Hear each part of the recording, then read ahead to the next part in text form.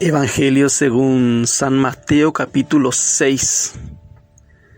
Habíamos dicho tiempo atrás en varias catequesis que el pecado en el hombre crea una triple ruptura.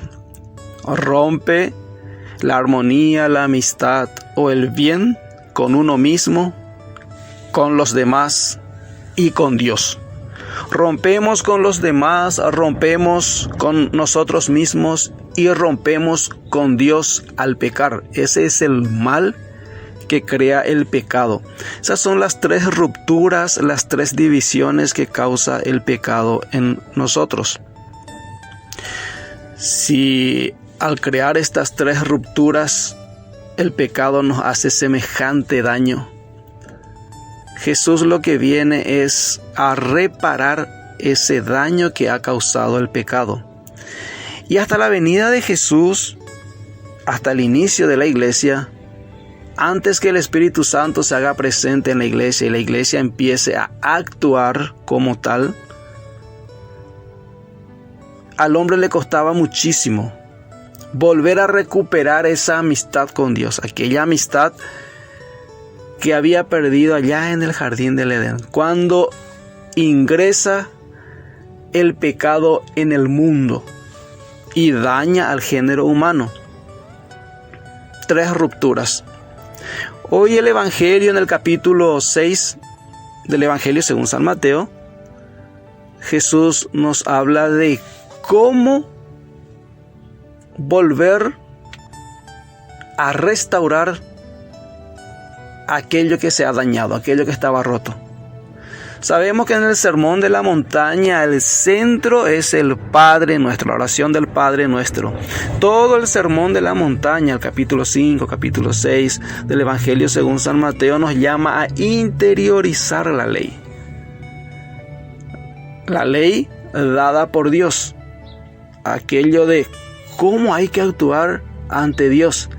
Pero Jesús va más allá, no solamente ante Dios, sino también ante los demás y ante uno mismo.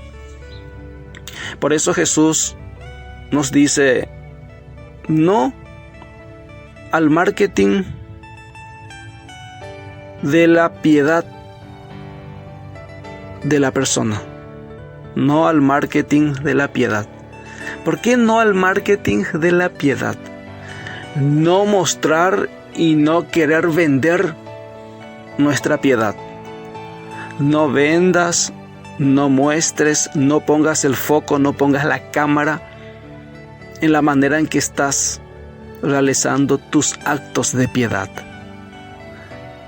Por eso Jesús dice, cuando hagas buenas obras, o mejor dicho, ten cuidado de practicar la justicia. ¿A qué se refiere con practicar la justicia? De practicar la santidad ante los hombres. No hagas como los hipócritas. Ellos ponen la cámara, ellos ponen el foco en lo que hacen. No es necesario. Cuando des limosna, tu actitud con los demás. Cuando hagas oraciones, tu actitud ante Dios. Cuando hagas ayuno, tu actitud contigo mismo. Las tres dimensiones de la realización del hombre, con uno mismo, con los demás y su relación con Dios. No pongas la cámara ahí, no vayas alardeando lo que haces por los demás, lo que haces contigo mismo y cuánto te relacionas con Dios. Cuando has hecho ayuno y te vas a una reunión, a un encuentro con los hermanos y le dices a los hermanos, ¿no te diste cuenta que bajé de peso? Ah, sí, mirache, ¿sabes lo que pasa? Estuve haciendo ayuno por tal o cual motivo. Ahí perdiste. En vano hiciste ese ayuno. Esa no es la manera, nos dice Jesús hoy. Esa no es la manera. Tan importante son estas tres dimensiones de la limosna, del ayuno y de la oración, que imagínate que para los judíos, en aquella época, el acto de adoración a Dios que ellos estaban llamados a ir a lo menos una vez al año, peregrinar a Jerusalén para hacer actos de adoración a Dios. Con eso ellos cumplían. Tan importante es el ayuno, tan importante es la limosna y la oración para un judío. Es el pilar de su relación con Dios, de todo judío, de su piedad, que hasta podía suplantar a un sacrificio de adoración. Es decir, si uno vivía en el extranjero y no podía ir a Jerusalén porque el sacrificio de adoración y de ofrenda a Dios solamente se realizaba en Jerusalén y todo judío estaba obligado a subir a Jerusalén. Pero si no podía, por motivos de fuerza mayor, podía suplantar un sacrificio de ofrenda a Dios haciendo ayuno, oraciones y limosna.